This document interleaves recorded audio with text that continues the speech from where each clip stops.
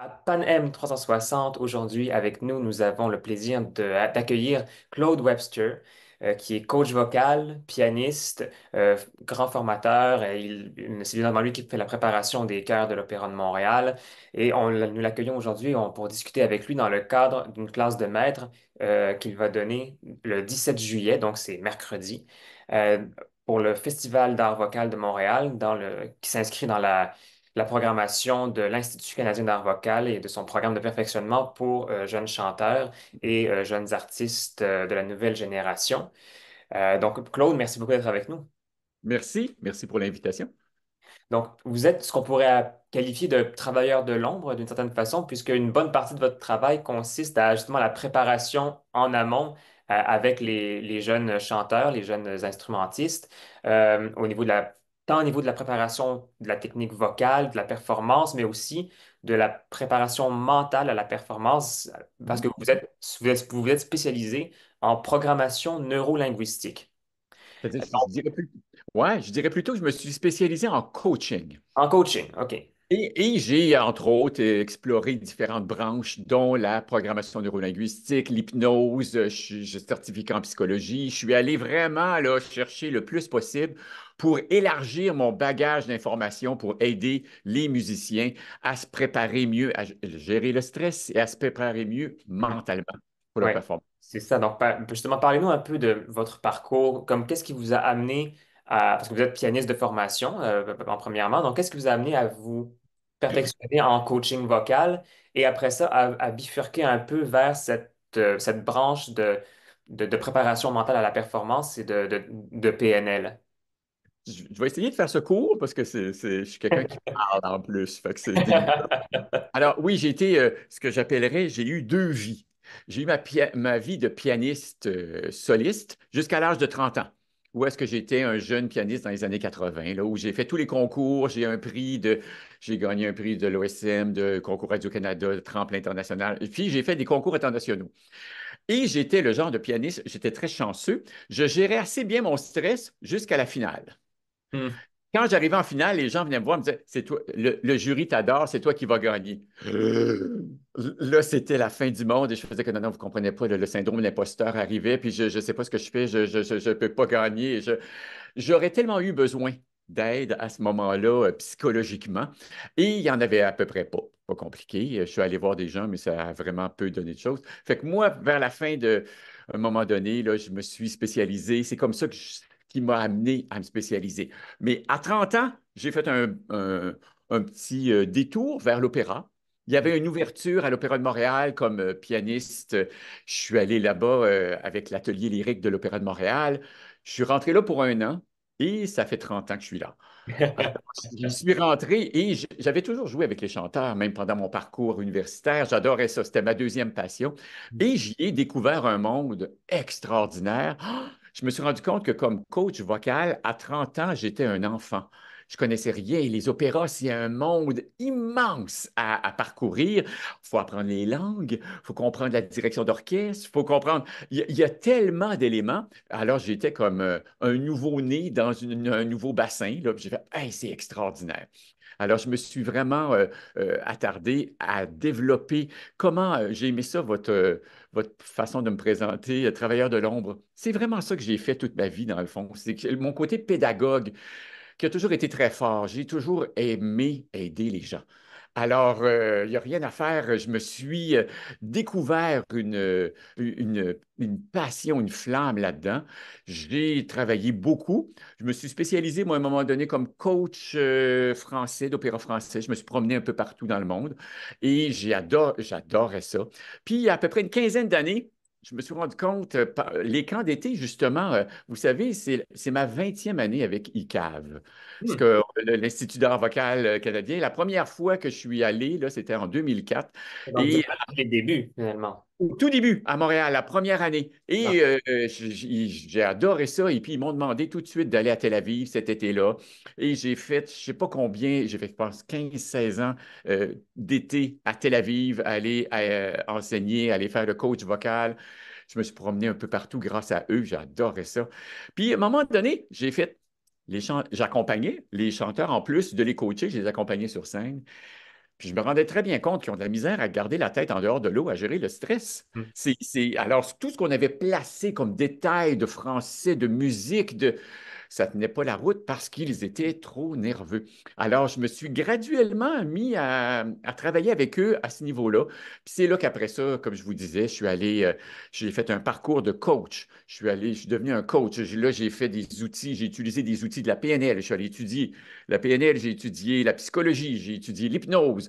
J'ai écrit même une couple de livres sur des ateliers. J'ai aidé des centaines de personnes.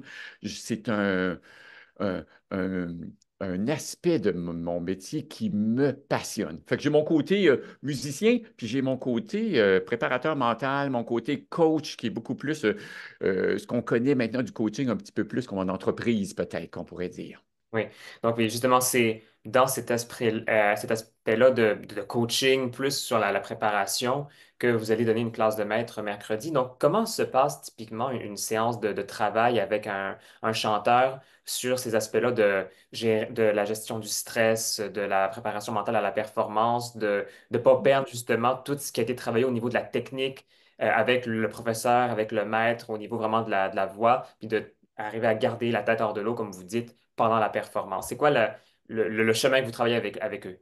Alors, je vais essayer de préciser tout de suite.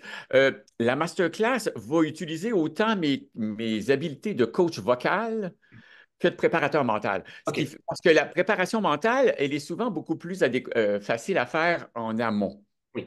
Alors que d'aller la faire devant le monde, c'est plus un espace idéal pour tester, pour Exact. essayer des stratégies. Euh, L'expérimentation. Oui. Absolument, pour voir qu'est-ce qui tient la route et qu'est-ce qui marche. Alors, c'est sûr qu'au niveau d'une masterclass, je vais travailler beaucoup au niveau des différents aspects du coaching vocal, tout en incluant des éléments de préparation mentale, des éléments de gestion de stress, des éléments du corps. Parce j'ai des outils. Qu'est-ce qu'on fait sur le coup? Qu'est-ce qu'on fait au moment où est-ce qu'on arrive pour performer, là, et puis on est nerveux? Oh, puis ça va me servir à la masterclass pour aider les chanteurs. Alors qu'il y a tout un travail en amont que je ne peux pas faire en masterclass, mais que je vais faire le lendemain en cours, je vous dirais, de groupe avec les chanteurs, où est-ce que là, si on a une semaine pour se préparer, là, qu'est-ce que vous avez avantage à développer quoi? Quelles questions vous avez besoin d'explorer pour arriver mieux préparé la prochaine fois? Alors ça va plus se faire, je vous dirais, en cuisine, entre nous, là, les éléments. Alors que sur scène, je vais faire un petit peu de tout mon bagage de coach vocal et de préparateur mental. Euh, Quels sont les exemples un peu justement d'outils que vous pouvez utiliser? J'imagine qu'il doit y avoir des questions d'image, d'imagerie pour aider les chanteurs, tant au niveau de la technique qu'au niveau euh, de la préparation pour le stress. Je dirais qu'avant d'aller à l'imaginaire, avant d'aller, parce que souvent, lorsqu'on est très nerveux, le cortex préfrontal n'est pas accessible. Il y a quelque chose avec s'imaginer, j'ai peur, vous ne comprenez pas, là, je ne peux pas m'imaginer, fait qu'ils vont. On passe par le corps. Mhm. Alors, je vais adresser beaucoup plus le corps et la respiration OK. avec eux. Il y a des éléments de contraction, de contract-relax, que je vous dirais. Il y a des choses avec la posture. Et puis, après, une fois que le corps redevient un peu plus détendu, on pourrait dire accessible, là, je peux y aller avec des images. Là, je vais y aller avec, parce que moi, ce qui m'intéresse au niveau de la performance musicale, c'est le transfert de l'émotion. Mhm. C'est qu'il se passe quelque chose. Autant, mais pour ça, il faut que le son soit libre. Alors, le chanteur a l'avantage et l'inconvénient qu'il est son instrument. Alors, le corps a besoin d'être disponible. Le corps a besoin d'être détendu, sinon il ne résonnera pas bien. Alors, il y a quelque chose avec mettre la personne à l'aise. Comment on fait? Ben, c'est là, quelques exercices de respiration, c'est-à-dire, je vous donne un exemple, si vous vouliez aller au bout complètement de son expire. Avant même de commencer, le pianiste joue l'intro. J'expire sans que personne ne voit quoi que ce soit. Puis là, on est prêt à commencer. Déjà, immédiatement, on vient de descendre là, le niveau de stress un peu. Il y avait un prof, il y a une trentaine d'années, qui avait dit en masterclass une fois, vous savez, la technique, c'est ce qu'on a besoin lorsqu'on a pris une mauvaise respiration, Mhm. mauvaise inspiration. Puis Ouais. la respiration, ben pour ça, ben, il faut expirer. au lieu d'essayer d'inspirer de toutes sortes de manières. Vider, vider, vider, vider, puis laisser l'air entrer. Puis là, tout à coup, il y a quelque chose qui s'installe. C'est sûr qu'on va aller plus loin, mais au niveau du B à bas, Mhm. du contacter le calme intérieur, ça, c'est le premier pas. On peut même le faire quelques fois. Puis il y a des choses avec le corps, avec replacer. Les chanteurs ont beaucoup tendance à, j'avance ici le Mhm. menton, là. Ils aiment leur public, ils les aiment, ils veulent chanter pour eux, là. Alors que c'est comme, non, non, laisse-les venir. C'est pour eux, mais c'est le geste, c'est là que votre imagination, vous mentionnez, est important. Laissez-les venir à l'intérieur de vous. Là, non, c'est pour eux, vous vous laissez apprivoiser, les laisser venir. Je joue un peu avec on pourrait appeler ça des connexions neuronales. Je vais jouer dans leur tête avec leur façon de percevoir ou de se percevoir. Qu'est-ce Mhm. qu'ils sont en train de faire? Fait que je joue un peu avec eux à ce niveau-là. Euh, ma prochaine question peut-être un peu, comment dire, naïve ou prosaïque, mais est-ce que ça existe un musicien ou un chanteur qui n'est pas stressé? C'est une. Écoutez, c'est que ce n'est pas noir ou blanc. Mhm. Alors, on lit beaucoup en psychologie, les gens vont dire il faut être nerveux, c'est normal d'être nerveux, c'est comme ça qu'on va se dépasser. Ça. Et je vous dirais, ben ça, c'est les gens qui partent jamais en tournée. Parce que quand on part en tournée, à un moment donné, on se rend compte qu'après 5, 6, 7 fois qu'on fait le programme, on n'est plus nerveux. On n'est pas nerveux. Et on peut beaucoup plus se brancher à notre passion de qu'est-ce qu'on veut transmettre avec la musique. Alors, est-ce qu'il y a des moments où est-ce que beaucoup de chanteurs ne sont pas nerveux? Oui. Mais tout le monde, les musiciens, tout comme les chanteurs, il y a des situations qui vont les déclencher. Puis c'est là que c'est intéressant parce que c'est pas tout le monde qui est déclenché par la même chose. Beaucoup de gens vont vous dire, c'est quand on revient chez soi. Chanter à Montréal, c'est plus difficile. Je pense à des chanteurs qui ont une grande carrière internationale, là. Venir chanter à Montréal, souvent, ils vont se sentir, oh, mais là, je veux bien faire. C'est souvent nos attentes inconscientes qui vont venir jouer sur notre niveau de stress. Et c'est ça qui va nous énerver. Mais est-ce que quelqu'un n'est jamais, jamais, jamais nerveux? Je pense que je pense au docteur Lupien, là, la spécialiste du stress. Ben, le stress, c'est pas une maladie. Le stress, c'est un système, c'est notre Mhm. système de protection interne qui est là pour. Il disparaîtra pas. Fait que c'est normal qu'une fois de temps en temps, on fasse comme Oh! Hey, moi, je dis toujours aux jeunes, on est nerveux, pas. Quel est le sens que vous donnez à être nerveux? Je suis nerveux, donc, puis je leur fais continuer la phrase, puis ils disent, donc, je vais me tromper. Donc, ça va mal aller. Alors que je suis nerveux, c'est normal. J'ai à cœur de bien faire et je m'en vais faire quelque chose que je ne fais pas tout le temps. Je m'en vais faire quelque chose, je suis hors de ma zone de confort. Il y a un élément qu'on ne contrôle pas là, tout à coup. Tu sais, moi, j'aime beaucoup la réalisation il y a quelques années, à un moment donné, de nous faisons un art qui se fait dans le moment présent. Quand j'ai écrit un livre, ben, c'est moi qui ai décidé quand le livre était terminé puis que je l'ai envoyé à l'éditeur. J'ai une amie qui est artiste peintre. C'est elle qui retouche ses toiles et retouche et retouche. Et c'est elle qui décide quand est-ce que la toile est finie. Nous, les caves, on saute dans le vide. On s'en va faire ça devant le monde. Fait qu'il y a un élément qu'on ne contrôlera jamais, Mhm. qui est on saute dans le moment présent.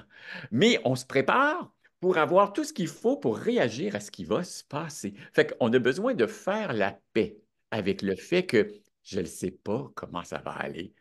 Puis il y a des gens qui, lorsque on a répété puis qu'on a fait une tournée, par exemple, ben, à un moment donné, on le sait c'est quoi à peu près comment ça va se passer. Donc, on n'est plus nerveux parce qu'on le sait qu'on a tout ce qu'il faut pour réagir, puis il arrive des choses, puis on joue là-dedans.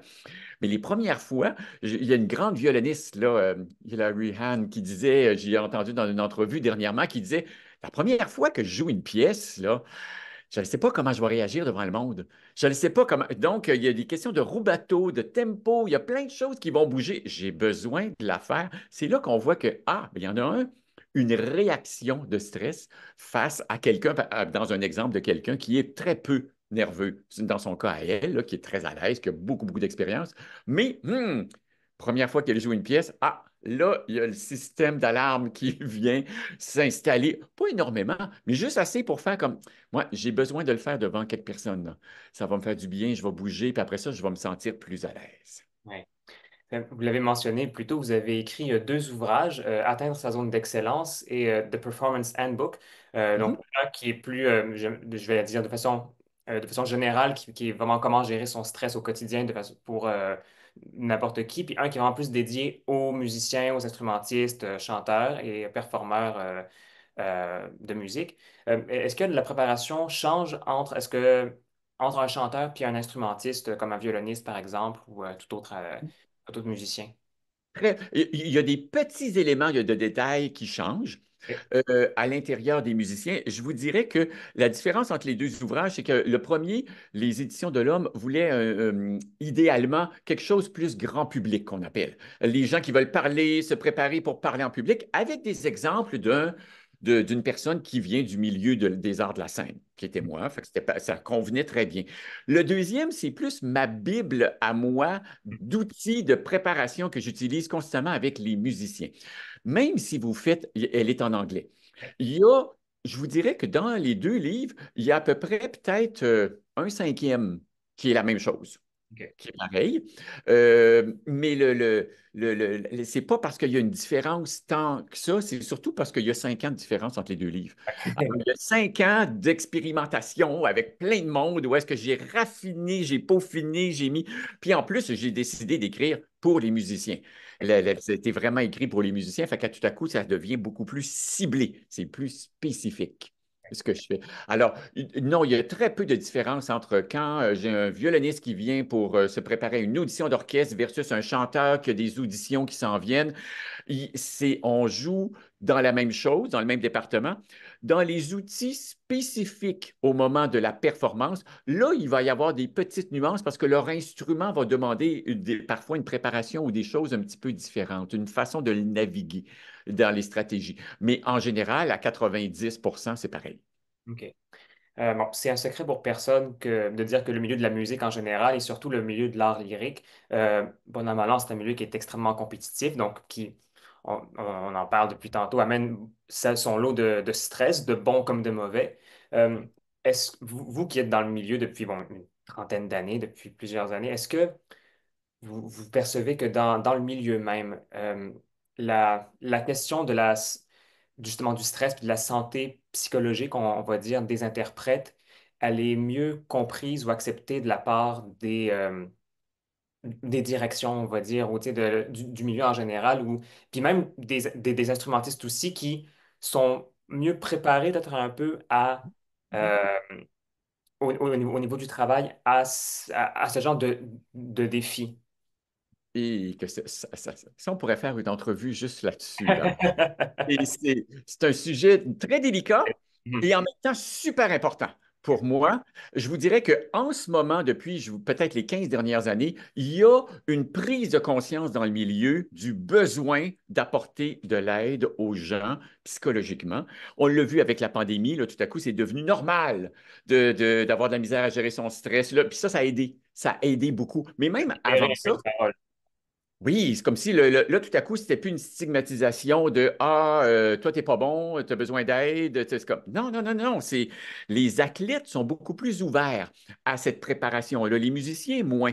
Les musiciens classiques, dans notre milieu de musique classique ou dans l'art lyrique, ça va ensemble. euh, il y a une présence maintenant ou une conscience cette préparation-là, de ce besoin. Cela dit, il y a on est dans un monde du hyper perfectionniste. En musique classique, là, je dois rendre compte d'un million de détails quand je joue. Donc, il y a un perfectionniste interne que j'ai besoin d'avoir quand je travaille, mais que quand j'arrive sur scène, il y a besoin de se tasser.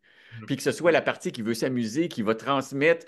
Et ce passage-là, à cause des attentes en musique classique qui ont besoin d'être un but de perfection, je vous dirais, qui est tellement fort et qui est tellement présent, a tendance à inhiber et à venir créer trop de stress. Je vous dirais qu'à la limite, il y a un côté un peu toxique dans cette façon-là de voir la perfection en musique classique qui est en train d'évoluer.